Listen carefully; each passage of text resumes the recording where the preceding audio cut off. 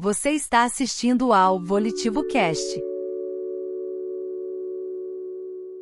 E aí, pessoal, tudo pronto para a gente começar mais um mergulho aqui no Deep Dive? Hoje a gente vai se aventurar pelo novo acordo ortográfico. E acordo ortográfico. Parece chato, hein? Calma, calma. A gente não vai transformar isso numa aula de gramática. A ideia é dar uma olhada mais de perto em como esse acordo afeta a gente no dia a dia. Tipo, na hora de escrever um e-mail ou ler um livro. Entendi. É mais prático, então.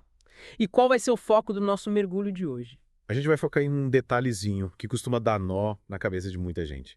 O acento circunflexo. Ah, o famoso chapeuzinho. Muita gente tem dúvida sobre ele mesmo. Pois é. E o novo acordo ortográfico mexeu bastante com esse acento. Algumas palavras perderam, outras mantiveram. É uma verdadeira dança das palavras. E a gente vai desvendar essa dança hoje. Mostrar as mudanças, as regras e principalmente como isso impacta a nossa comunicação. Beleza. Então vamos começar pelo básico. O que é esse tal de novo acordo ortográfico e por que ele foi criado? O novo acordo ortográfico é um conjunto de regras que visa simplificar e unificar a ortografia da língua portuguesa em todos os países que a falam. Simplificar e unificar. Por que isso seria importante? Imagina só. Você escreve um texto aqui no Brasil e uma pessoa em Portugal consegue ler sem problemas, entendendo tudo direitinho. Essa é a ideia da unificação. Ah, entendi. É como se a gente estivesse falando a mesma língua, literalmente. Mas e a simplificação? Como isso funciona na prática? Essa simplificação tem a ver com a eliminação de algumas regras e exceções que complicavam a escrita. Por exemplo, lembra daqueles verbos terminados em in, é como cream, vem, lim? Sim, lembrou. Antes, eles eram escritos com acento circunflexo. Agora, com o novo acordo, eles perderam o acento. Bem mais fácil, né? Bem mais fácil, com certeza. Menos uma regra para decorar. Mas espera aí, se a ideia é simplificar, porque algumas palavras mantiveram o acento circunflexo. Boa pergunta. O acento circunflexo foi mantido em algumas palavras para evitar ambiguidade, ou seja, para que não haja confusão no significado. Um exemplo clássico é a diferença entre pôde no passado e pode no presente. Ah, entendi. Se tirarmos o acento de pôde, a gente não saberia se a ação aconteceu no passado ou no presente. Exatamente. O acento, nesse caso, ajuda a diferenciar o sentido das palavras. E essa é uma das funções importantes do acento circunflexo. Mas, além de evitar ambiguidades, o acento também marca a pronúncia de algumas palavras. Tipo, a diferença entre avô e avo. Isso mesmo. O acento circunflexo em avô indica que a vogal ou é fechada, enquanto em avo a vogal é aberta. E essa diferença na pronúncia é importante para distinguir o significado das palavras. Nossa, quantas sutilezas. Parece que o acento circunflexo é um verdadeiro maestro da língua portuguesa, né? Sem dúvida. Bom. Ele rege a escrita, a pronúncia e significado das palavras. E mesmo com o novo acordo ortográfico, ele continua tendo um papel importante na nossa comunicação. Mas me diz uma coisa, essas mudanças todas só afetam a gente que já fala português, ou facilitam a vida de quem está aprendendo a língua também? Facilita e muito. Imagina só você aprendendo português como segunda língua e tendo que decorar um monte de regras e exceções. Com o novo acordo, a língua se torna mais acessível, mais fácil de entender. Faz sentido. Menos regras, menos exceções, mais lógica na escrita. Isso com certeza facilita o aprendizado. Exatamente. E além de facilitar o aprendizado, o novo acordo também facilita a comunicação entre os países que falam português. Ah, é verdade. A gente já tinha falado sobre a unificação da língua, mas me explica melhor como isso funciona na prática. Com a ortografia unificada, fica mais fácil ler livros, jornais, sites de outros países lusófonos. A comunicação flui melhor, sem as barreiras da ortografia. Nossa, que legal. É como se a gente estivesse derrubando fronteiras com as palavras. Sem dúvida. A língua portuguesa, unificada e simplificada, tem um potencial enorme de conectar pessoas, culturas e ideias. Que inspirador. É como se o novo acordo estivesse abrindo portas para um mundo mais integrado, mais conectado, mais humano. É isso mesmo. E a gente, como falantes da língua portuguesa, tem a responsabilidade de cuidar desse idioma, de usá-lo com sabedoria, com criatividade e com amor. E com o novo acordo ortográfico, a gente tem mais ferramentas para fazer isso, né? Para escrever melhor, se comunicar melhor, se conectar melhor com o mundo. Exatamente. O novo acordo é um passo importante nessa direção. Mas é claro, a gente precisa continuar estudando, lendo, praticando a escrita para dominar as novas regras e usar a língua portuguesa como maestra. Concordo plenamente. Aprender é um processo contínuo. E a língua portuguesa, como um rio que flui, está sempre em movimento. A gente precisa acompanhar essa correnteza, se adaptar às mudanças e continuar explorando a beleza e a riqueza do nosso idioma. E por falar em explorar, que tal a gente mergulhar em alguns exemplos práticos de como o novo acordo mudou o uso do acento circunflexo?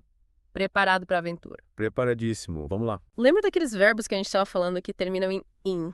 Tipo cream, vem, lim. Ah, sim. Eles perderam o acento circunflexo com o novo acordo, né? Isso mesmo. Antes a gente escrevia crem, vem, lem, tudo com acento. Agora é tudo sem acento. Tudo é mais fácil de lembrar, né? Mas e o verbo dar no presente do subjuntivo, tipo que eles din? Opa, boa.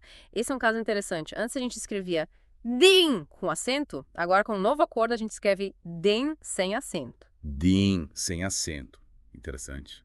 Parece que o novo acordo simplificou bastante o uso do acento circunflexo nesses verbos, né? Sim, a ideia era unificar a ortografia desses verbos, já que a pronúncia é a mesma em todos os países que falam português. Faz sentido. Unificar e simplificar.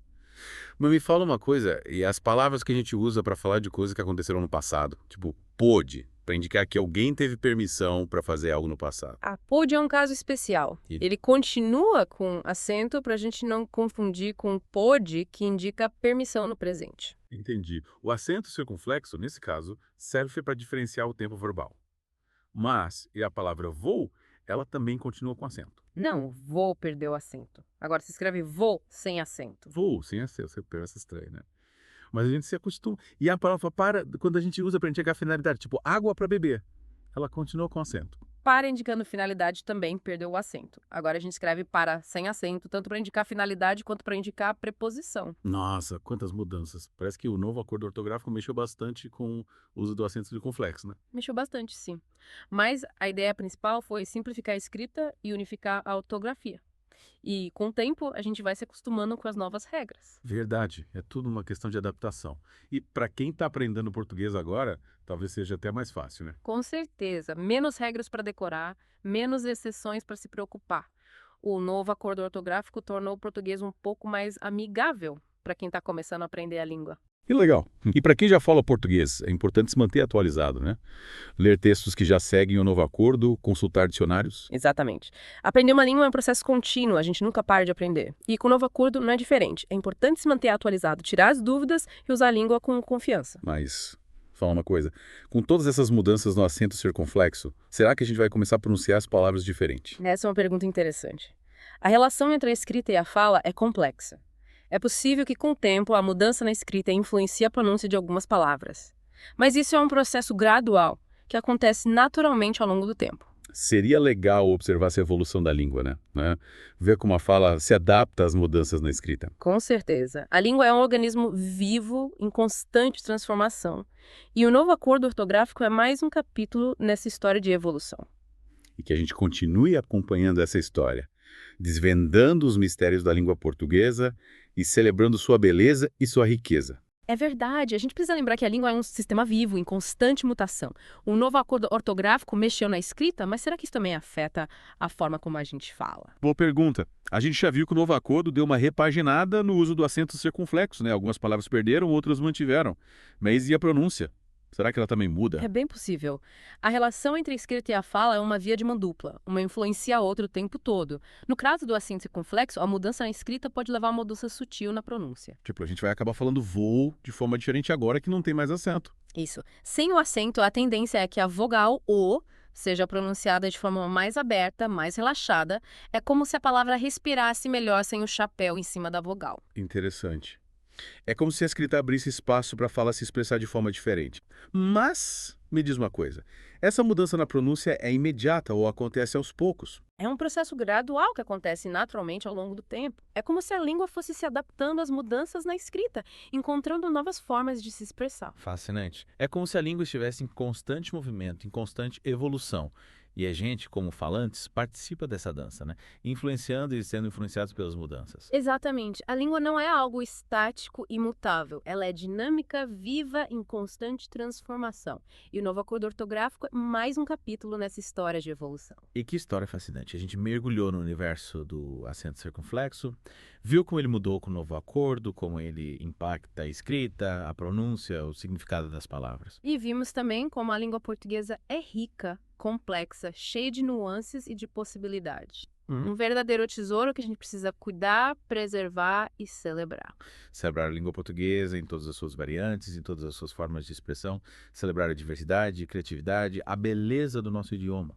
Principalmente celebrar nossa capacidade de comunicar, de nos conectar com o mundo através das palavras. Que a gente continue explorando esse universo, desvendando seus mistérios, apreciando sua riqueza. Que a gente nunca perca a paixão pela língua portuguesa, esse elo que nos une e nos torna mais humanos. É isso aí. E que a gente se encontre em breve para mais um mergulho profundo aqui no The Deep Dive. Até a próxima, pessoal, e continuem explorando o mundo das palavras. Você acabou de ouvir ao Volitivo Cast. Nos vemos no próximo episódio.